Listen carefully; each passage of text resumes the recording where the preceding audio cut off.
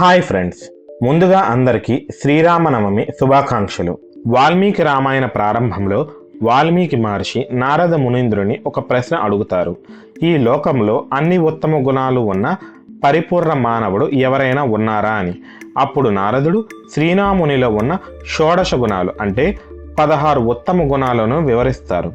అందులో మొదటిది గుణవాన్ అంటే ఉత్తమమైన చారిత్రం మరియు మంచి ప్రవర్తన కలవాడు అని. రెండోది వీర్యవాన్ అంటే అపారమైన పరాక్రమం మరియు శౌర్యం కలవాడు అని.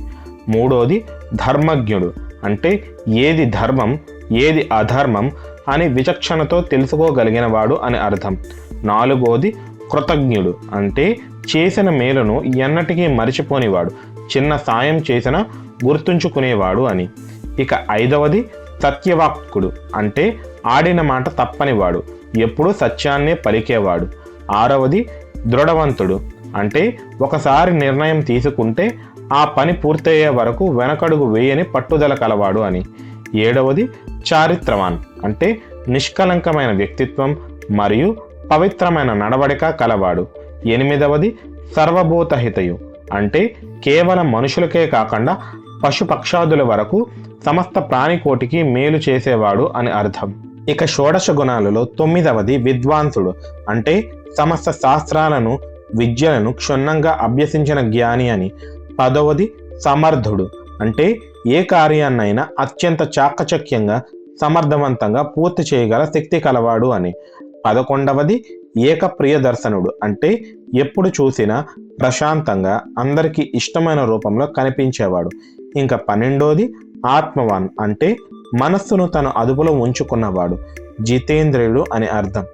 ఇక 13వది జితక్రోధుడు అంటే కోపాన్ని జయించినవాడు, అనగా ఎప్పుడు కోప్పడాలో ఎప్పుడు శాంతంగా ఉండాలో తెలిసినవాడు అని అర్థం. 14వది ద్యుతిమాన్ అంటే ముఖంలో ఒక విలక్షణమైన కాంతి తేజస్సు కలిగినవాడు అని.